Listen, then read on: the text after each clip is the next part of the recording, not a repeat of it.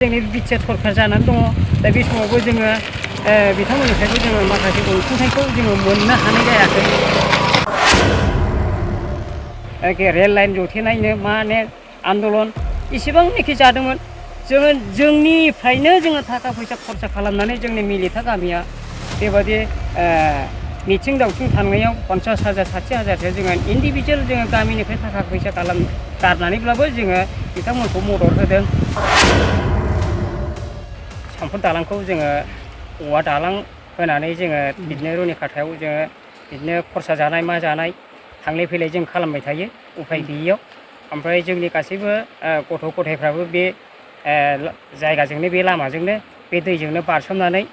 थांनो गोनां जायो जि समावहाय दालां दङ बे समावहाय दालां दं समावहाय दालांजों थांबाय जेब्लानाखि दालाङा बायो अब्ला उफाय गैया दै गिदिरब्लाबो बारसोमनानै थांनो गोनां जायो ओमफ्राय जोंनि गथ'फ्रा बहुद खस्थ' मोनबाय मालाबा बिदिनो साइकेलनि मानसि गोजावलाङोबो आरो सोरबाबा बिदिनो मालाबा थै गुलायनायबो जाबाय बेफोरबायदि जाबाय दा बेनिखायनो दिनैसिमबो जोङो एसे बोसोरसिम दिनैसिम जों सफैबाय अब्लाबो जोङो दिनैसिम बे दैमाखौ जोङो औवा दालां बानायनानैनो जोङो हान्थिबाय थायो थांलाय फैलाय खालामबाय थायो आरो जों बहुद सम जाबाय आरो नै जोङो बे दालांखौ बानायनाया जोङो गैयालाबो जोङो सप्तानैसो जों जाबाय गोबां थाखा फैसा जों खांनांबाय बेक्तिगत न'खरनिफ्रायनो जों खांनानै औवा बायो बहुद फैसा थांबाय जोंना बे औवाखौ बायनायाव आरो जोङो बेजोंनो थांलाय फैलाय खालामनानै जों बाजार जायो आरो जोंनि गथ' फिसाफ्राबो बे लाइन माबाजोंनो औवा दालांजोंनो थांनानै स्कुलाव थांलाय फैलाय खालामनो गोनां जायो आरो सिगांनि समावहाय माखासे बे खाथि खालानि गामिफ्राबो एसे मदद होयोमोन दालाङाव फैनानै बानायफैनाय बेफोरबायदि जायोमोन दालांखौ बानायोमोन खिन्थु माखासे बोसोरनिफ्राय सिगांनि एसे आवगाय बोसोरनिफ्राय बे दालांखौ बानायनो थाखाय बे माखासे गामिफ्रा ओंखारदेराखिसै जोंजों मदद होफायाखिसै ओमफ्राय थाखा फैसाबो जोंजों मदद गैया दा जोङो मथा मथि गामि दरनै होनजायो मेजर हिसाबै जों गामि दरनैल' थाइसुगुरि मिलिटा बे गामि दरनैयाल' मेजर हिसाबै जोङो बे दालांखौ ओंखारनानै मावो। ओरैनो बेसेबांसो गामिया बे लामाजों बे दालांजों थाबायो? बे लामाजों हान्था मेला खालामनाया जेब्लानाखि दालाङा बायो अब्ला बे जायगाजों फैया जेब्लानाखि दालांखौ जोङो कमप्लिटलि बानायखाङो अब्ला बे लामाजोंनो बे जेसेबांनाखि बे गामि दङ बे गामिनि मानसिफ्रा बे दालांजोंनो थाबायो गोबांथार गामि दङ जोंना बे माखासे गामिफ्रा गोथौ गामिना फैया अबसे खिन्थु बे साखाथि फाखाथि थानाय गामिफ्रा सिगां जायफ्रा मदद होदोंमोन बे मदद होनाय मानसिफ्रा नागारथ'नाय मानसिफ्रा बे लामाजोंनो थांलाय फैलाय खालामो दा जों मेंबाय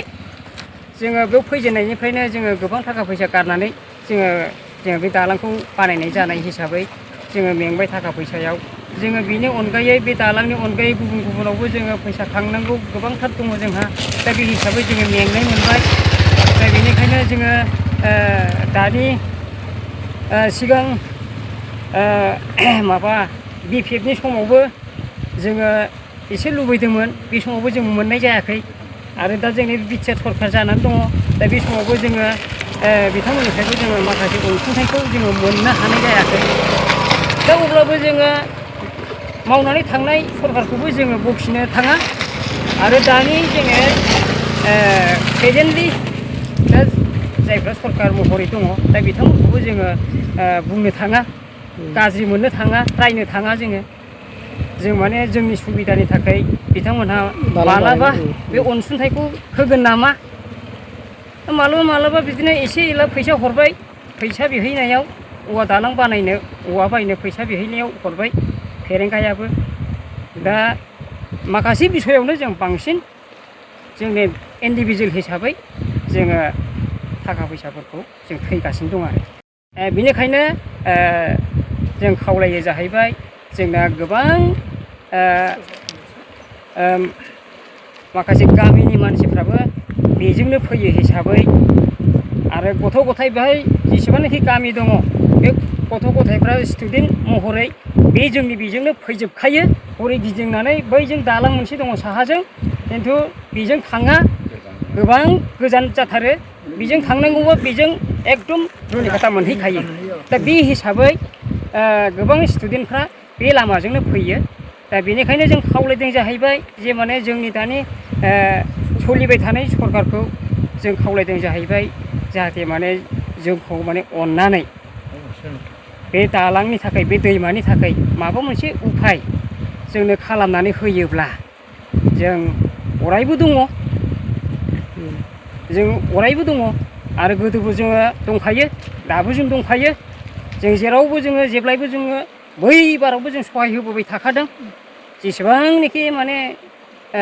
हजोंहाय जिबादि जालांबाय थाबाय घटनाफोर जालांबाय थाबाय रेल लाइन जथेनायनो माने आन्दलन इसेबांनाखि जादोंमोन जोङो जोंनिफ्रायनो जोङो थाखा फैसा खरसा खालामनानै जोंनि मिलिटा गामिया बेबादि मिथिं दावथिं थांनायाव 50,000 60,000सो जोङो इन्डिभिजुवेल जोङो गामिनिफ्राय थाखा फैसा गारनानैब्लाबो जोङो बिथांमोनखौ मदद होदों बेबायदि बिटिआर बिनायावहाय मदद होदों दा बेनिखायनो जोंनि दानि बिटिआरनि सरकारफ्रा माने जोंखौबो मदद होनायनि बदलै जोंखौबो मदद होफिनोब्ला जों खुब मोजां मोनगोन जोंल' नङा जोंनि गासै रायजो राजाफ्रानो जाम्बा जाम्बिफ्रानो बयबो खुसि जागोन मोजां मोनगोन बेबादि जोंनि खावलायनाया बे गोजोनथाव खौरां बाजाज बाइक लानो गोसो गुदुं सुबुंफोरनि थाखाय क'क्राझार नोगोराव थानाय दावहारु अट' एजेन्सिया फैगौ 16, 17, 18 आरो 19 नभेम्बरसिम दिवाली धामाका अफार्स आरो लोगोसे मेगा लन काम एक्सचेन्ज मेला होगासिनो दं। दावहारु अट' एजेन्सियाव बायगिरि बिथांमोना लवेस्ट डाउन पेमेन्ट होनानै बाइक लानो हागोन आरो एक्सचेन्जनि खाबुआबो एभेलेबेल जागोन। नोंथांमोना क'क्राझार नोगोराव थानाय दावहारु अट' एजेन्सि श'रुमजों लोगोसे कारिगाव फेस्टिभ आउटलेट, दतमा फेस्टिभ आउटलेट आरो भटगाव फेस्टिभ आउटलेट ब्रान्च श'रुमावबो होबाय थानाय दिवाली धामाका अफार्स आरो लोगोसे मेगा लन काम एक्सचेन्ज मेलायाव फैनानै नोंथांनि लुबैनाय बाजाजनि बाइकफोरखौ गोसोबादि लाफैनो हागोन। बाजाजनि बाइक सालायनो मोजां मोनग्रा रायजो राजाफोरनि थाखाय दावहारु अट' एजेन्सि श'रुमा लोगोसे मोजां अफारफोरबो लाबोदों। बेफोरनो जाबाय free assured gift, free seat cover, 5 litre petrol free, गंनै helmet free, 12 times free washing coupon आरो बाइक बायगिरिफोरनो बाइकखौ मोजाङै साखोन सिखोन लाखिनो थाखाय 12 टाइम्स फ्री वाशिं कुपनबो हरनाय जागोन। आबुङै मिथिना लाबावनो थाखाय 6000 399 187 88 220 18193 जानबुं नम्बराव खौरां लाहरनो हागोन।